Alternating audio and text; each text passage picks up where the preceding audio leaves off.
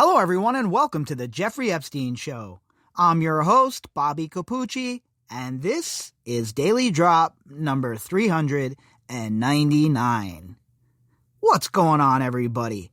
So tonight we have a rather slow night in Jeffrey Epstein news, so I figured I'd go to the archive and yank an article. The one I decided on tonight was one from February 29th, and it was from McClatchy, D.C.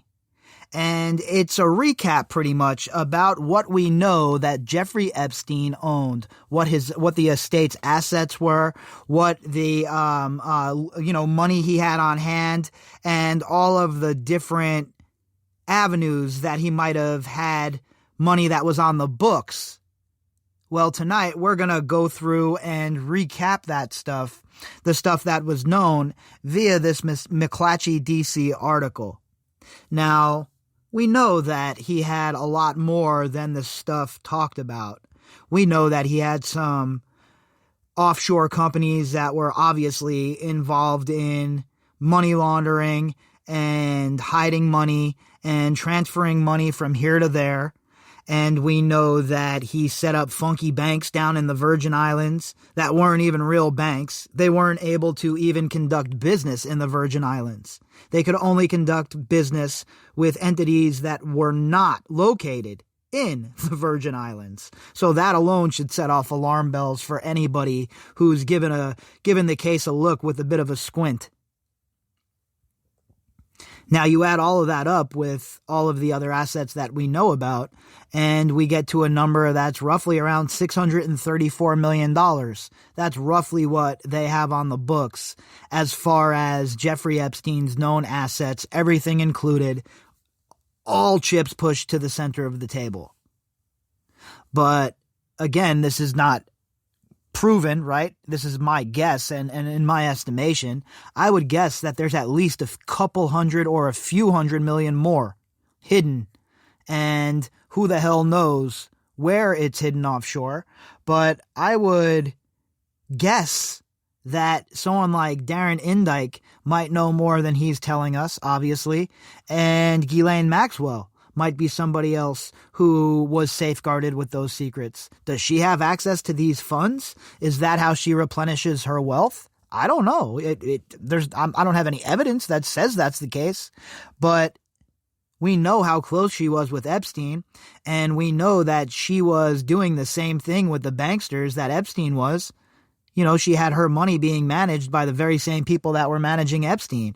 Even after they made Epstein leave, they were still managing Ghislaine Maxwell's money. So is it that big of a stretch that she could have access to some of these slush funds, some of these offshore accounts? All I'm saying is that I hope that's an avenue that they're pursuing. I hope that's something they're looking into. Because, that's a lot of money we're talking about that these people were laundering and skimming off the top. If everything was on the up and up, why would they try and structure? Why would they make all of those transactions at $7,500 a pop, 97 of them, as if that's not going to raise alarm bells? If everything was on the up and up, why not just take out one lump sum of money? You're not living week to week or paycheck to paycheck. It doesn't matter. That's how rich people operate. They always use lump sums of money. They buy houses in cash. They don't have payments. Payments are for poor people, for people who are slaves to debt. All of us. But these people, forget it. So like I said, this article is from McClatchy, D.C. The author is Kevin G. Hall, and this article was originally published February 29th of 2020. I can't believe I'm already saying last year. For as crazy as 2020 was, the year flew by for me. Absolutely insane that we're already a year out, almost, a year to this date, in fact, February 29th, a month and some change out. Pretty mind-blowing. The estate of disgraced financier, pedophile, Jeffrey Epstein has been officially valued at $636.1 million, according to a new, verified inventory filed Friday in his probate case in the Virgin Islands. So that's a whole lot of dough. That is a whole lot of money. $636.1 million. Now, does anyone out there really believe that is all the money that this dude had? You're telling me he didn't have a rainy day fund like the mafioso or like an El Chapo or, a Kingpin would? They all have secondary plans. They all have money to go on the lam. They have money in banks overseas in case they have to disappear. So I wonder what Jeffrey Epstein's name would be, right? He goes to the bank and he's like, my name is Ron Mexico, like Michael Vick's was. I mean, it's ludicrous, but that's what these people do.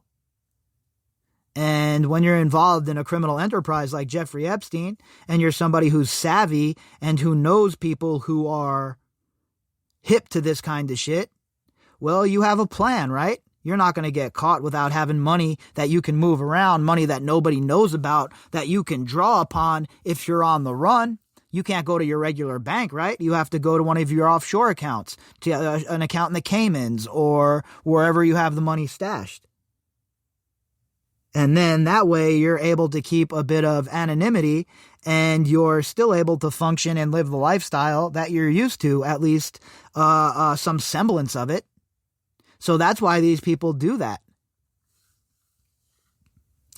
Epstein's finances, once the subject of mystery and speculation, are being laid bare as various parties, including those who were sexually abused by the multimillionaire, stake their claims to a portion of his assets. And that's all part of it, right? When they go into a trust and they have a compensation fund like this, it's going to be a lay it bare kind of situation. The estate's going to have to make a full accounting of what the assets are, what they're in possession of, how much money is available, and then that money has to be distributed by case, right? Depending on the severity of the case and whatever the courts decide. The 100-page document from Epstein's estate included a listing of 15 wholly owned limited liability companies, which are designed to disclose little public information and were valued at $201.5 million. So these are the LLCs we're always talking about, right? So now we're going back and going over this stuff with the benefit of the FinCEN files in our rearview mirror and now in our pocket, so we can look at them and say, oh, I see what we're talking about here with the LLCs. Well, there you go. Jeffrey Epstein had, right here alone, 15 that we knew about. And they were valued at $201.5 million. Does anyone think that those were the only ones that he had? Or are those the only ones that are registered, right? The ones that are quote unquote on the up and up. My guess would be that he could point to those ones and be like, hey, look, these are on my taxes. These are the only LLCs I have. I mean, come on, what are you, crazy? And he could refer to his tax return with these companies on them as a little bit of meat in the stew, right? Oh, yeah, well, I have LLCs, of course. I'm not saying I don't have any. Look at these 15 that I'm going to show you right here. Meanwhile, there's 45 more that nobody knows about. Now, obviously, that number is just one I made up. I don't know if he has 45, right? But I think that there are several more at the very least that we don't know about. And I would not be surprised if Denise George, with her expansive and thorough investigation, doesn't uncover a few more. These LLCs include Southern Financial, LLC, valued at just under $180 million. The company was not described and does not appear to have been referred to in any prior documents. A footnote said the entity will be appraised and an updated value will be provided upon completion. So this was one of those companies that they were keeping on the hush, right? This was one of those LLCs that Epstein and company didn't have disclosed. And remember, when the first number came out, it was pretty short on the dough. He was nowhere near 634 million. It was a lot less. And I think that there is a lot more even still that is yet to be uncovered. Even with how much money is being spent on the upkeep of these other properties that Epstein still has, and for paying, the cost of the estate and all of that, there is an ample amount of money. So whatever the courts decide as far as payouts go, I don't see how there should be any problem as far as assets to distribute, funds to the people who were awarded these funds by the court, or in a lot of cases at this point through the compensation fund set up through the court. So again, we're talking about a lot of money. And if they are digging forensically the way I think they are and the way they should be, I think even more money is going to get heaped upon that.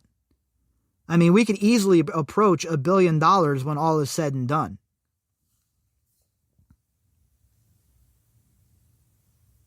It was not clear if the company was connected to Southern Country International, a similarly named Epstein company whose existence was first revealed by McClatchy Miami Herald. Of course, they're all connected, right? They might not have the same function, or they might have a different business report or way of, the way they're supposed to do business, or what sort of business they should conduct. But they all have the same goal in mind: a way for these people to hide their money, a way for them to launder their money and avoid paying the taxes on this money that everybody else has to pay. And we see it over and over and over again. And not just with these business people either. How many of these politicians have been caught up in papers like in reports like the Panama Papers or the FinCEN files? Yeah, I mean, you could just go on and on and on and on. All of these great leaks by these courageous-ass journalists who are putting it all on the line. And I don't compliment these knucklehead journalists too often. But the people who worked on the FinCEN files, even if I disagree with other work that they might have done on other projects, that doesn't mean you can't stand up and applaud them for what they have done here. This is good journalism. And the things that they have uncovered in their reporting with not just the FinCEN files, but also the Paradise Papers, the Panama Papers, and how they have shed light on how the richest amongst us continue to exploit not only the system, but the poorest amongst us. I think that is something that should be definitely applauded. And we see with the Jeffrey Epstein story, when we go back and we look at the way he was conducting himself offshore and the way he was moving money, and the fact that a lot of this money with all of these shady companies was being moved to or fro people like Leon Black, well, I don't know how anyone can't put the pieces together and understand that at the very least, and that's all I've been saying from the jump, at the very least, this needs a real good, hard look, real good investigation. And with the subpoenas that are being sent in the Virgin Islands and the Seco case that's going on down there, I think that Denise George is doing a really good job. I would like to see the SDNY be as thorough. I would like to see them be as thorough in their criminal investigation in New York. Because when you look at all of this, how in the hell can these people possibly get away with the fact that they were sending money to and from a criminal organization, a criminal enterprise that was engaging in human trafficking to benefit and enrich themselves and their partners? How can these people not face penalties? Concern about how Epstein's funds were being documented has led to Virgin Islands Attorney General Denise George placing liens on the estate. Just last week, the executors of the estate complained in a court filing that checks to those maintaining his properties were beginning to bounce because of the liens. Aw, cry me some crocodile tears. Get a skeleton crew, like I said at the time. Get a skeleton crew. Plenty of people that are out of work right now that would love to take those jobs.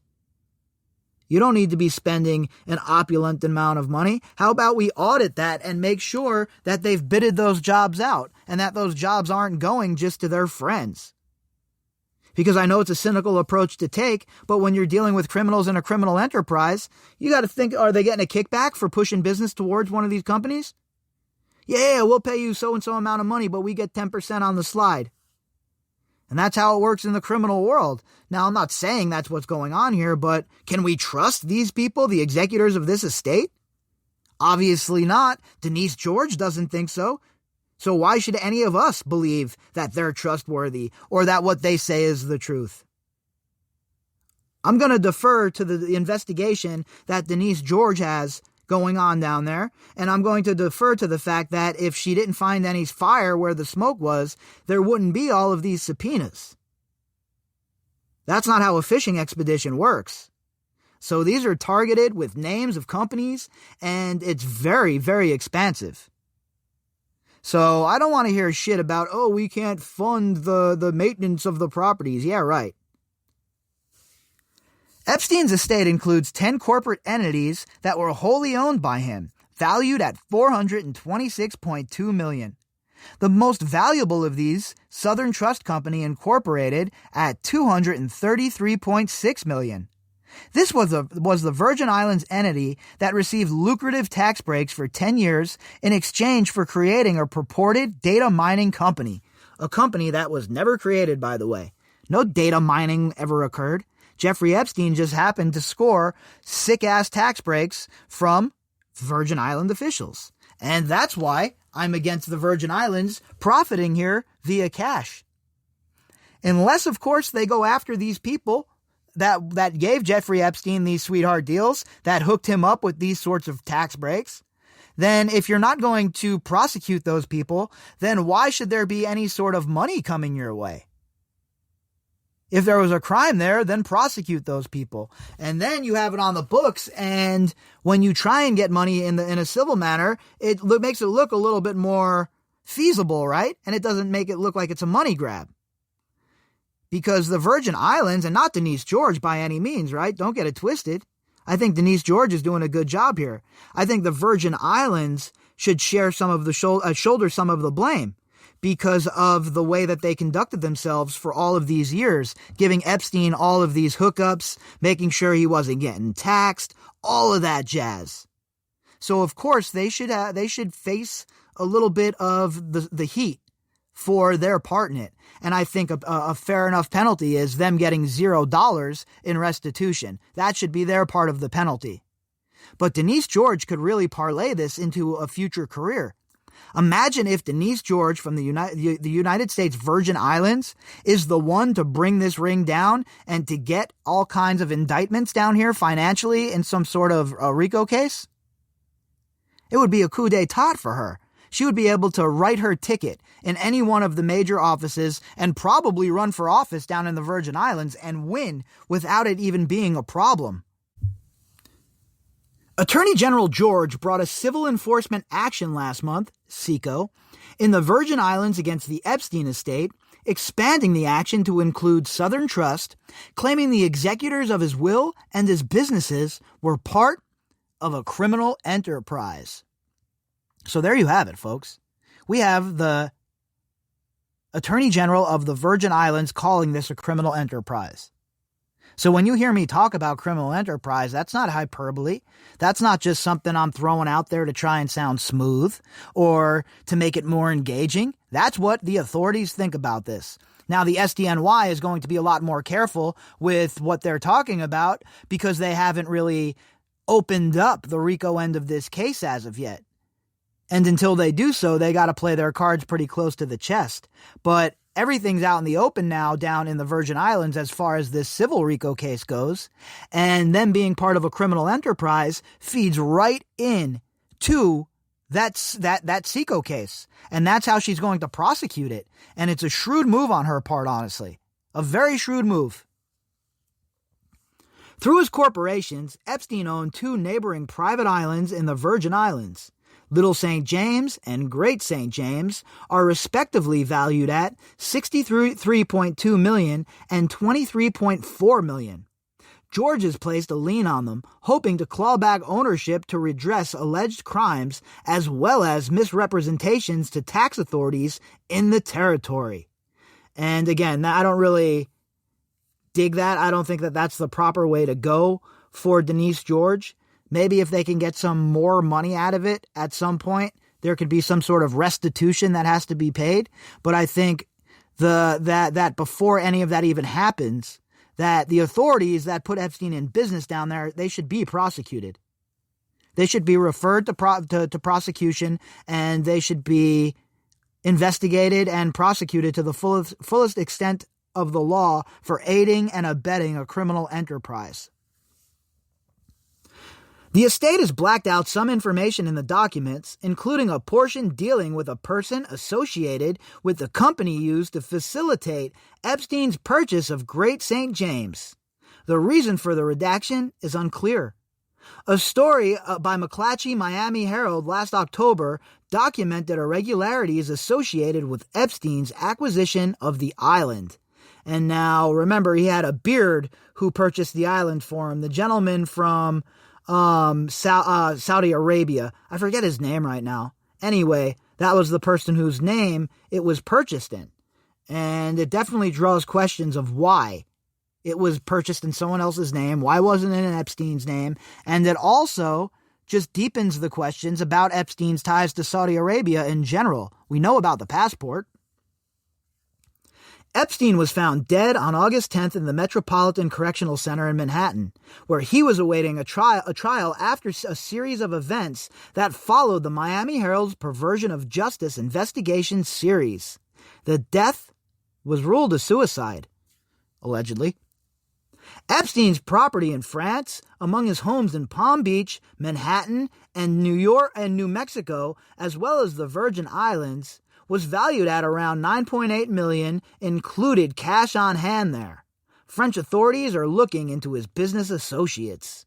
Yeah, and well, we know now that one of those business associates was obviously Jean-Luc Brunel, who's rotting away in a cell right now in France, awaiting his time in court, awaiting to face his accusers for his alleged crimes. After all of these years, this guy was on an historic run of committing crimes, according to all of these girls. And now, finally, he's sitting in a jail cell. So again, it's always nice to go back and look at these articles and see where we were a year ago and compare it to where the case is now, and look at all of the progress. For as slow as the wheels of justice grind, there has been a ton of progress and a lot of people feeling the fallout. The inventory did not place a value on the 50% stake in American Yacht Harbor held by an Epstein entity, leaving that to a future appraisal. The other 50% stake in the Virgin Islands business belongs to a company controlled by New York-based Island Capital, whose chairman and CEO is mega developer Andrew L. Farkas. The company's senior managing director, Mark P. Landy, appears in the 2019 annual reporting document provided by the estate. So again, Epstein had a bunch of different partners, a bunch of different people whose thread we have not even pulled on yet. We haven't dug deep on Andrew Farkas. We've talked about him a little bit, but we haven't dug deep. Maybe that's a deep dive coming up. Another LLC called Plan D holds title to Epstein's 2007 Gulfstream jet, which had an insurable value of $17 million. The sum of Epstein's cash, said lawyers in the Virgin Islands and the United States in their verified inventory, was almost $7.6 million. The estate listed 3 vehicles worth $53,000, including a 1964 dune buggy. $7.6 million, huh? Again, that just sounds low to me. Now, I might be way off, and it might just have been $7.6 million. But for a guy like Epstein, you would figure there would be even more than that sitting around. 15, 20, 30 million. Now, maybe he has 20 million sitting in a safe in New Mexico. I mean, nobody's raided Zorro Ranch yet, so how the hell do we know? Maybe it's all sitting there. Not on the list was a late model Bentley that the estate said in its preliminary filing had been sold but did not indicate to whom or where. A similar make and model Bentley had been available for sale on the popular website CarMax at the time. Imagine you go buy a Bentley and it's Jeffrey Epstein's. That would be my luck, dude. I'd go out and spend, $150,000 on a Bentley. I'm all pumped up. I'm like, bro, I got me a Bentley. I finally made it. I'm about to drive this bitch around the country or whatever. Oh, it was Jeffrey Epstein's, huh?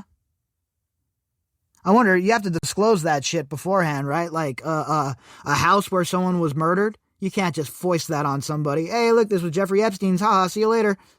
That's so messed up. But I wouldn't doubt it, honestly, being on CarMax. It's a way to sell it. I mean, if they're looking for a quick sale, I'm sure CarMax has no problem dinging them for, 15, 20, 50 grand off or whatever the hell the depreciation value is on it. A footnote in Friday's report said a 2018 Mercedes Maybach located in Paris was sold for approximately $133,000, with proceeds placed in the estate's checking account. The estate's filing noted that Epstein's artwork, collectibles, jewelry, and watches had not yet been valued by appraisers. Well, we know we've heard that the art has been appraised at around $200 million or so. I believe that's the number. I'll have to go back and check that, but I believe it's like $200 million. So if that's the case, wouldn't that bring the total amount to $834 million that we know about? In that range. And you tack on a measly $200 million more, and we're at the $1 billion mark. So how much money does this guy have stashed overseas? And just how hard is the SDNY going after it? And just how much is Denise George going to uncover? I guess we're going to have to see as this all plays out, aren't we, folks? Because the days are ticking off. They're turning into weeks. Soon the weeks are going to turn into months. And before you know it, it's going to be criminal trial time for Ghislaine Maxwell. And we're really going to see just exactly what sort of case the federal government plans on bringing and who else is going to be caught up in the fallout. If you'd like to contact me, you can do that at bobbycapucci@protonmail.com. That's BOBBYCAPUCCI at protonmail.com. You can also find me on Twitter at BOBBY_CAPUCCI.